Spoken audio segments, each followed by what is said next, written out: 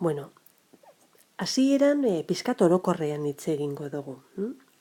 Imagina funtzio bat adierazi dugula grafikoki, eta funtzio hori daukagula, hau, I berdin fx funtzioa.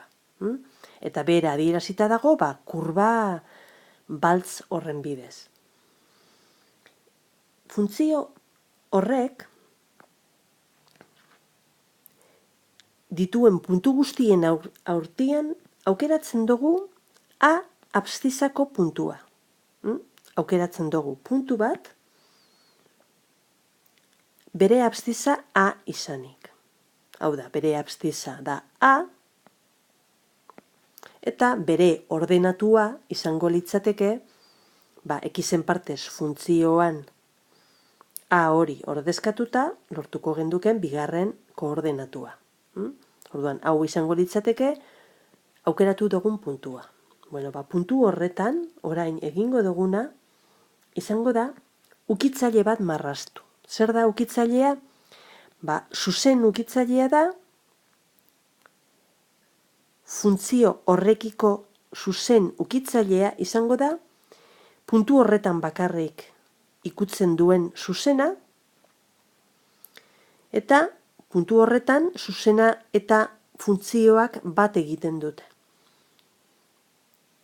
Ukitzaile hori zuzena denez, ukitzaile horrek malda bat izango du. Malda hori nola kalkulatzen dugu? Definizio honen bidez. Deribatuan ordezkatuta xen ordez, funtzioaren deribatuan ordezkatuta xen ordez, A balioa. Eta era honetan kalkulatuko dugu beti ukitzailearen ekuazioa.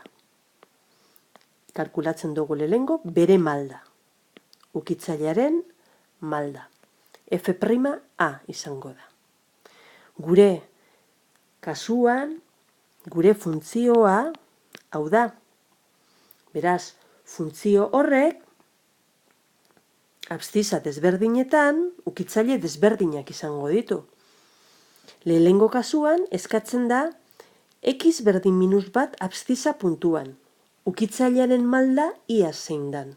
Orain ikusi dugun definizioaren arabera, ukitzailearen malda izango da f'-bat. Horrek esan nahi du, f' kalkulatu behar dugula. Hori kalkulatuko dugu hementxe. F'(x) funtzioaren deribatua dugu, kasu honetan oso erreza egiteko, 3x karratu ken 8x da. Hau da, funtzioaren deribatua. Orain, absziza desberdinetan ukitzaileen malda kalkulatzeko, etorri beharko gara, ordezkatzen f' horretan, xen partez, agintzen dan absziza hori. 3 bider minus bat karratu, ken 8 bider minus bat, eta kasu honetan lortzen dugu 11. Hori da lehengo erantzuna. Gauza bera egin behar dugu, beste kasu bietan. Zer egin behar dugu x berdin bat absziza puntuan kalkulatzeko ukitzailearen malda? Egin behar duguna da ordezkatu. F'-an xen partez bat. Hau da, 3 bider bat karratu, ken 8 bider bat. Eta lortzen dugu minus 5. Hori da, bigarren erantzuna. Zein izango da x berdin 3 absziza puntuan ukitzailearen malda? F' 3 eginez, etorri beharko gara, 3 bider 3 karratu, ken 8 bider 3. Hementxe ordezkatzen ari gara, emandako absziza puntuak, 27 ken 24, 3 izango da, 3. balioa. 3 balio hauek dira ukitzaileen maldak ematen diren absziza desberdinetan. Hau da, x berdin minus bat, x berdin bat, eta x berdin 3 absziza puntuetan.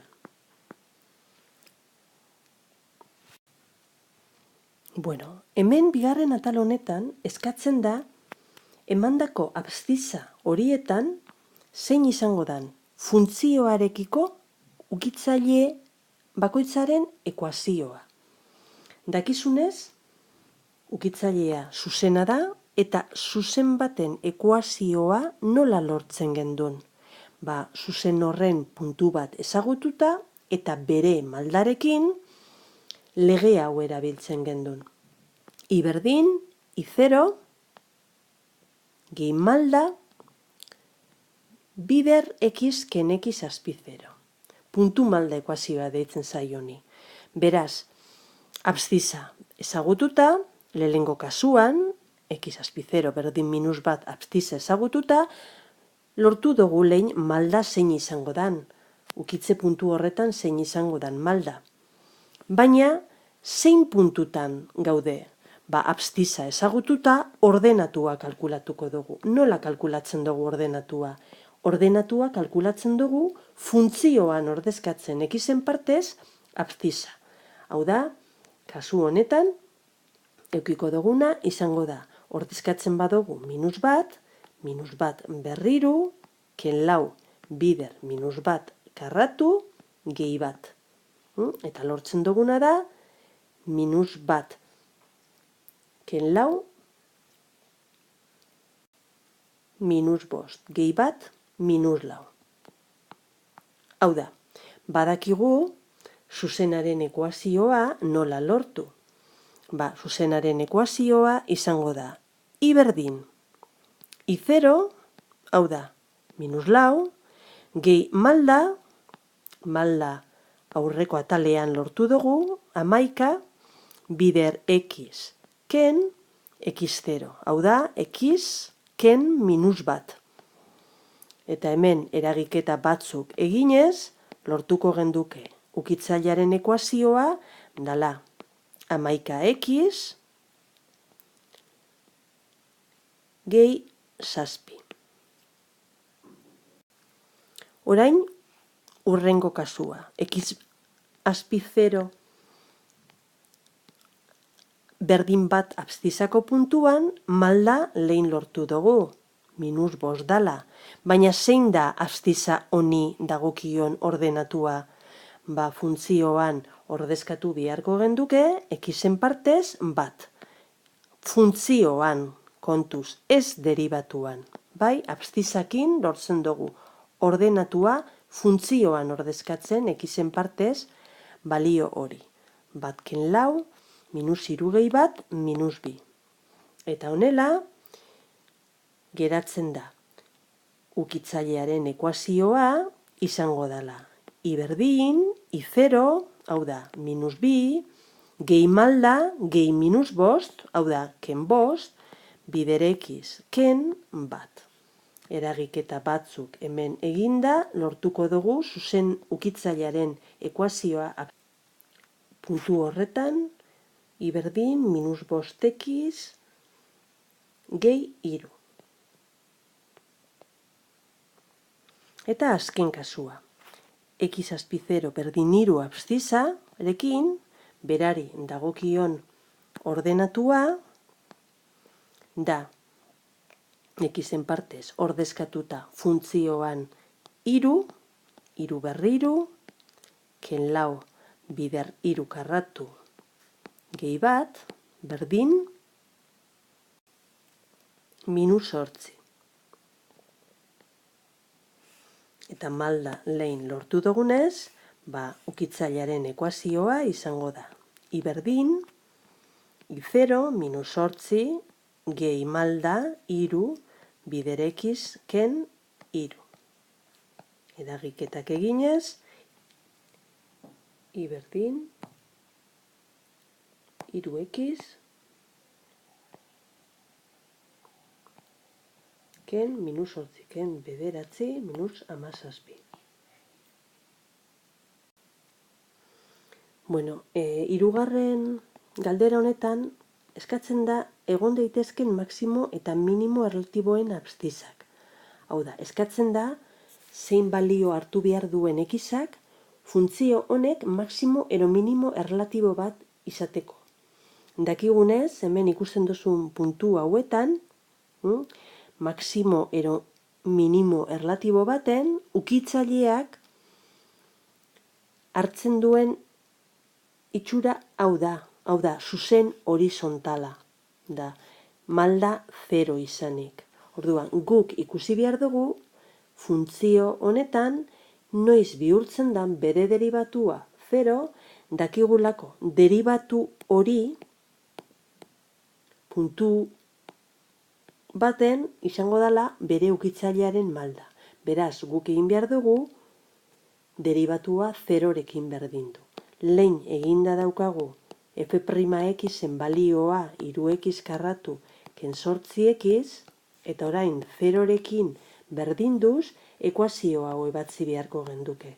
Ekuazio hau ebazten dugu errez honela, eta soluzio bi aurkitzen ditugu. X berdin 0, lehena, eta bigarrena 3x ken 8 berdin 0.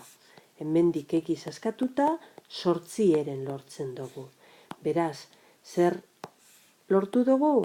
Xen partez 0 ipinita, badakigu deribatua 0 izango litzatekela. Hau da, absziza hau duen puntuetan, maximo ero minimo erlatibo bat egon daiteke. Eta bardin gertatuko da, x berdin 8 abszizako puntuan. Bueno, azken galdera errezagoa da erantzuteko. Galdetzen da, ia fx funtzioa ia gorakorra ala berakorra da x berdin 2 puntuan. Bueno, dakigunez, funtzio bat gorakorra danean,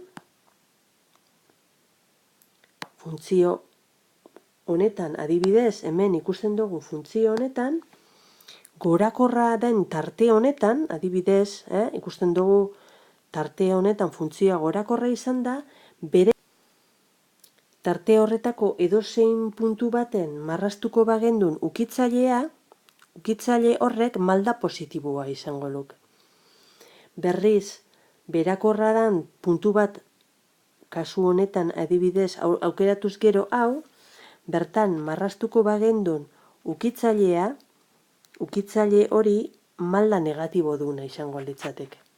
Bueno, guk ikusi nahi dugu x berdin 2 puntuan ia funtzio hau gorakorra den ala ez. Bueno, egin behar duguna orduan da funtzioaren deribatua aztertu, f'(x) 3x karratu ken 8x, eta ikusi ze gertatuko litzateken xen partez 2 egonda. Ordezkatuko bagendun hor, lortuko genduke 3 karratu ken 8 bider 2, hau da, 12 ken 16, eta f'(2) emango dauena izango da -4. Hau da, deribatuak balio negatibua hartzen duenez, zer esan nahi du? Funtzioa x berdin 2 puntuan, funtzio hau beherakorra dela.